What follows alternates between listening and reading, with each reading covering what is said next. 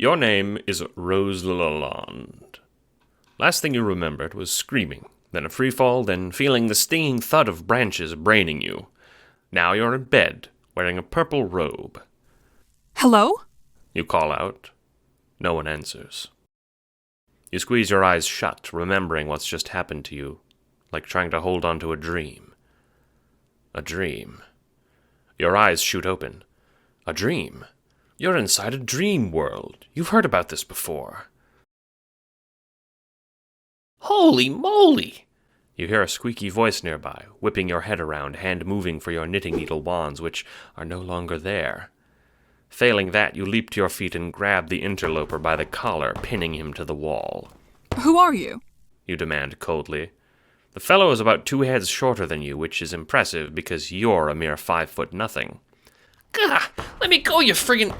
The little guy struggles for an insult. Rude lady! The failed insult catches you off guard, and you fulfill his request, releasing him. Apologies. You say. I'm not entirely sure where I am, and it's left me discombobulated. My name is Rose. I know who you are, the little man says. You're the Seer of Light, and I'm the one who's supposed to be saying he's discombobulated. You squint down at the little fellow. Why do you have an Italian-American accent? You ask. Who? Never mind. You say, waving your hand. I assume you're some kind of guard? That's right, Miss Seer. The name's Courtyard Droll, but you can call me Ace. What's Ace short for? That's just my ectogenetics, okay? Ace says. Sheesh. Something from your dream, that is to say, something from real life, gives you pause. Something Kanaya said before Jaspers dropped you into that tree. Do not allow the little man to perish. Is this the little man in question?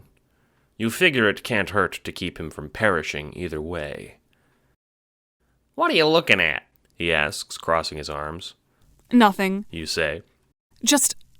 I really am sorry for manhandling you, Mr. Ace. Ooh, Mr. Ace. I like that. You're all right, Seer. The anachronism of the word seer being spoken from what sounds like a chipmunk Tony Soprano throws you off, but you continue. So, your job is to guard me? Is that job dangerous? Any death-defying or dangerous activities involved? You ask, trying to sound innocent. From you, it sounds like a threat. Nah, he shrugs. Honestly, I'm pretty sure my boss only tells me to do this to keep me out of trouble. That's rather patronizing. You say, but Ace shakes his head. Nah, I mean, I'll be the first to admit, I'm a clumsy sort of guy. I couldn't catch a cold or carry a tune. Ace shrugs. That's not my specialty, see? But I got other skills. Ace taps the side of his nose coyly. You know, I was the one who stole the ring for Jack. You say. That means less than nothing to you. Impressive. Bah! Now who's being condescendifying? Ace leans on the wall. But still, I wonder why you woke up. You ain't never did before this. Your brother is still asleep, you know? Your brother? As far as you know, you're an only child. I didn't know I had a brother. You say. The idea makes you feel dread for some reason. Sure! Hey, why don't I take you to him? Ace offers. He's in that tower way over there. Ace points out the window to a structure rising high above the purple spires of the city below. Another tower, one you extrapolate to be similar to the one you're in now. Sounds good. You say. Lead on, Mr. Ace. Ace beckons you to follow down a long flight of stairs. For a guy on stubby legs, he's fast, clearing a flight before you so much as get halfway. Come on, he says impatiently. Can't you kids fly or something? Oh, right. You say, flying down after him. You didn't know you could fly, but at the same time it doesn't surprise you. This planet is very strange. We're about halfway... Oh! An errant trip, and to your shock, Ace falls down a few steps, rolling towards the window, nearly falling out. You reach him, grabbing the back of his suit jacket, heart thudding. Kanaya's words echo in your mind. Allow the little man to perish. Ooh, thanks, lady, he says, huffing. I would have been a goner. Safe on solid ground, the two of you enter the streets of the city, but he pauses. Ah, jeez. People seeing you awake's gonna cause commotion. We're gonna have to take a different route, Toots. Lead on, my good man. You say, a little wary. This guy wasn't lying about being clumsy. To your dismay, he peeks around the empty alleyway you two emerged onto and grabs a hold of a gutter pipe, scuttling up it with alarming dexterity. We'll run along the roofs, he says gleefully. The next 10 minutes of your life are spent catching Ace every time his scurrying feet cause him to nearly fall off a building and splat his melon-like head onto the pavement below.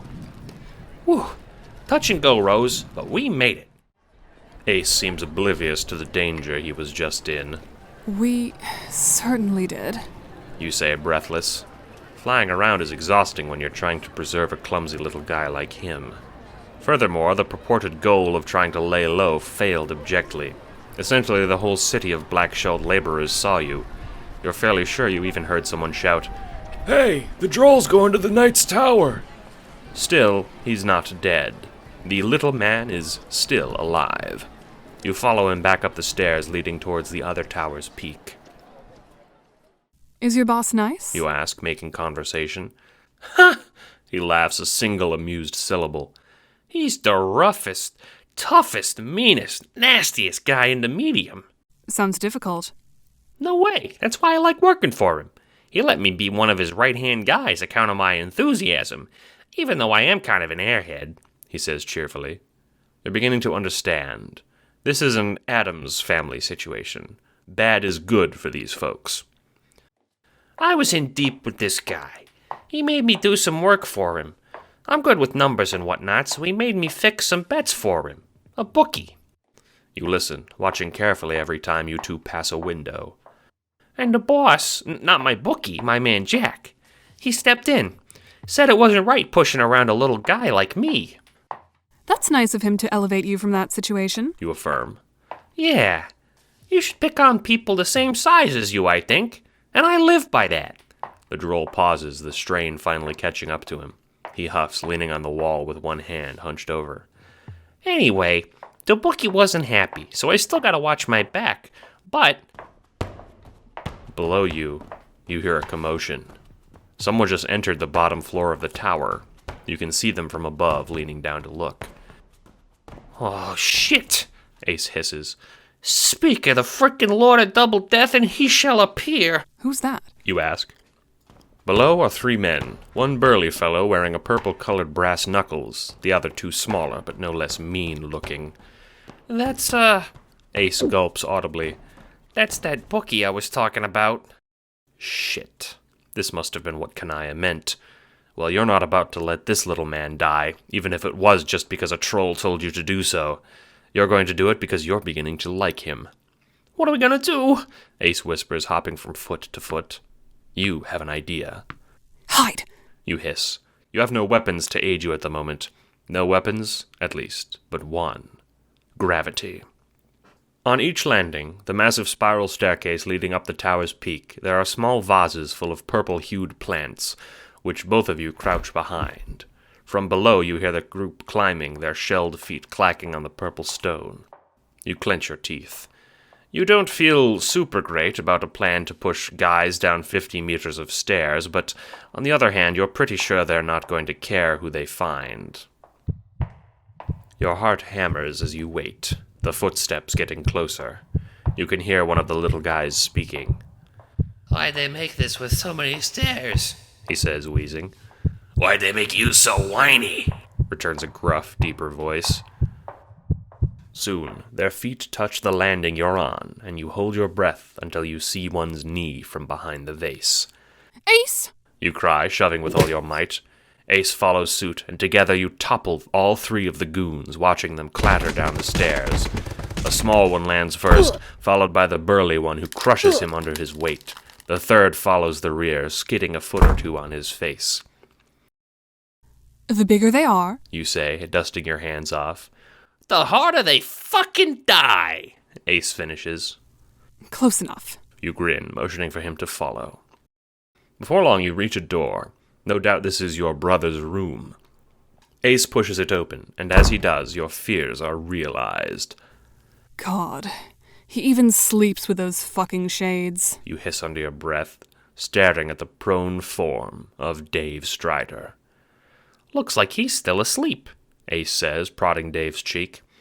Looks like whatever woke you up didn't affect him. Oh, shit!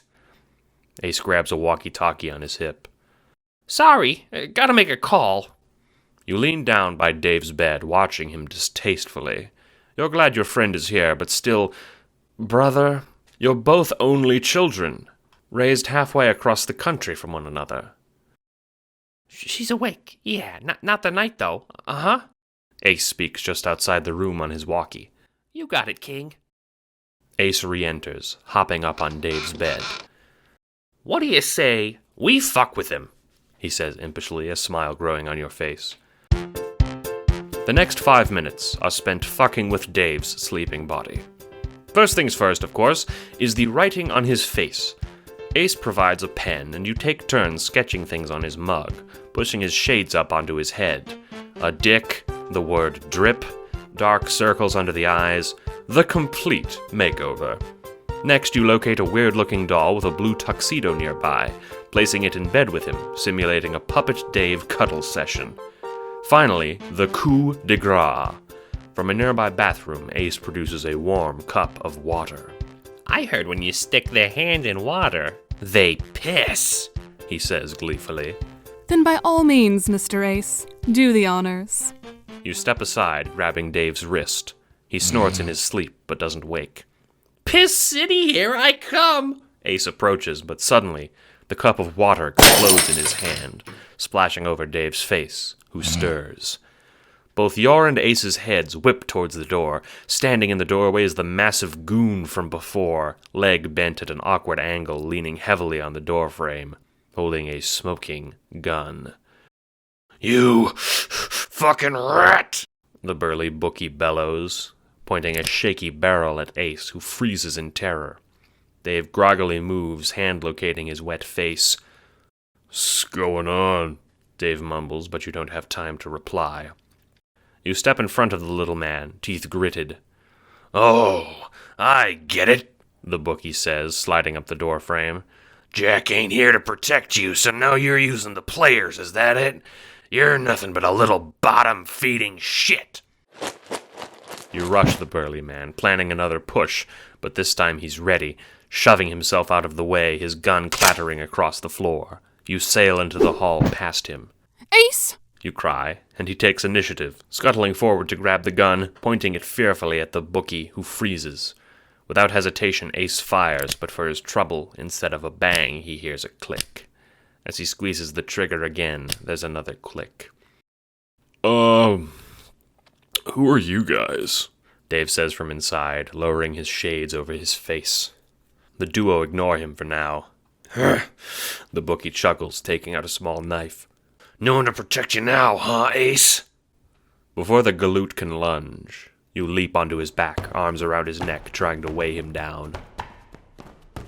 What happens next feels like an eternity.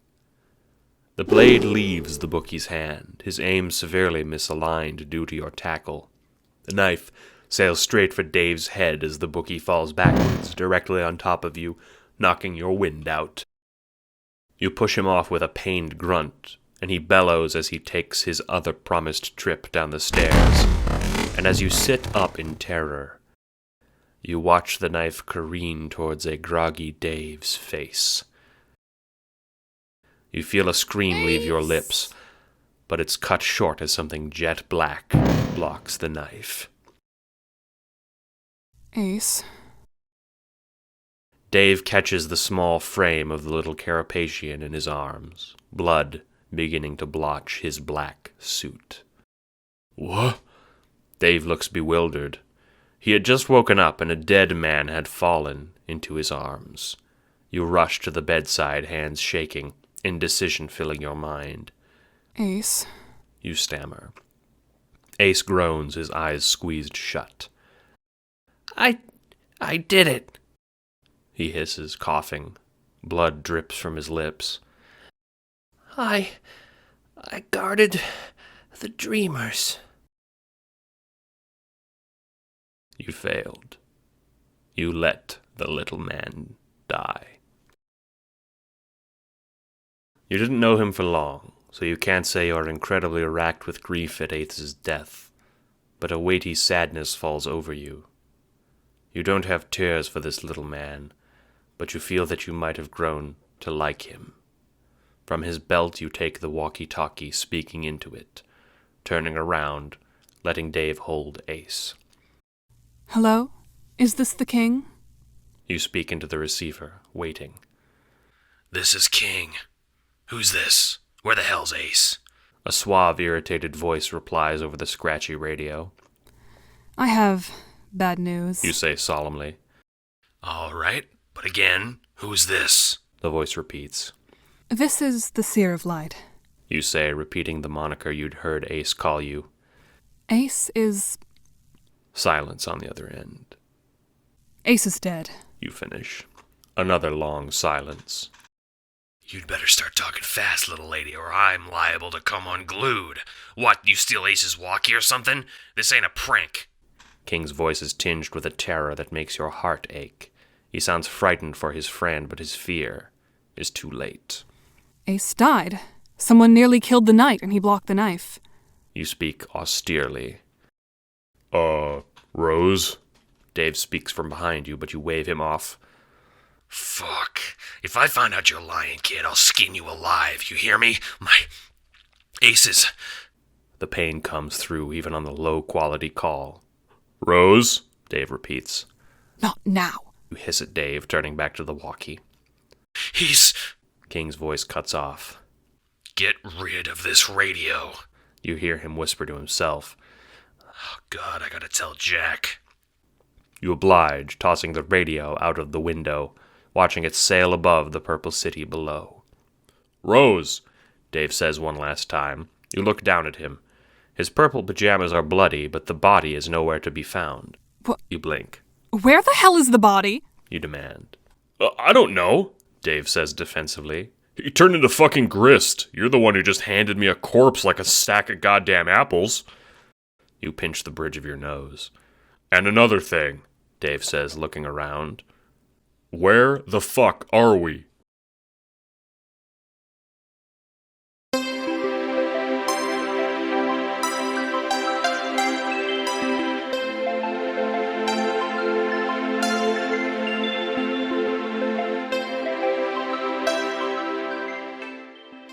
Your name is Rose Lalonde. Again, but, later on. After the ordeal on Durst, you wake back up on Lolar, head ringing, the back of it pounding. Ah, right. Your waking body got beamed by branches. You're in a bed, a cozy fireplace crackling nearby. Kanaya? Good morning, Rose. I have bad news. You let the little man die. I'm afraid I did. He seemed very kind. I'm afraid I fear this outcome was inevitable anyway. Why was it so important anyway? I mean, he seemed to just be some fellow. A guardsman on the towers of Durst. Yes and no. According to the information I have, he was friends with someone who comes to be very important in your session. His death is the first of 3 tragedies that causes your game to become unwinnable. Oh, good. Well, how do we stop the other 2? I do not think we do. Paradox Space has a certain course that is set, I fear. Paradox space? Yes, that is the world in which we live. I thought the game was in the medium. Yes, but Paradox Space is the empty void in which every universe hangs. I'm actually very passionate about the finer points of space, if you would like more information. Thank you, Kanaya, but I'll pass. No offense, but it will make my head hurt more. Maybe later. Lovely. In that case, I hope to see you again soon. Very well. You check your other messages. Roll call. Sup, Rose? Hi, Rose. Long time no talk. Har har. Dave and I have some good news for later on, but I fear it will have to wait. Oh, God. You're not... Don't finish that thought. Are you two dating?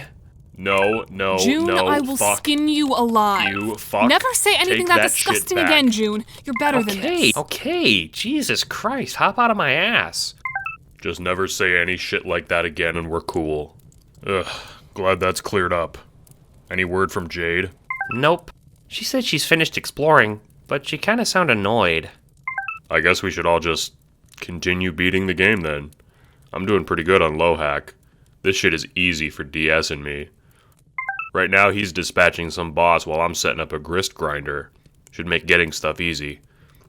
When Jade gets on, I'll have her join. I have an urgent matter we need to discuss. I'll try to reach her. If she's still on her island, I can use Spurb to get in contact, maybe. Thank you, June. You lay back on the bed. Even though your dreams were fraught, you feel rested. Enough to swing your legs out and stretch. You think it's high time this game stops fucking around. Homestuck Alternate Universe is written, produced, and read by Funk McLovin. Additional voices include Articulately Composed as Mom and Rose Lalonde, Janiyah Riley as Jade and Kanaya, Captain Laser as Jack Noir, and AE as Terezi Pyro. Art is by Sunny D, and additional credits are by Funk McLovin. Please support Homestuck Alternate Universe by subscribing, liking the video, and leaving a comment. Homestuck AU is also on Patreon at patreon.com/funkmclovin.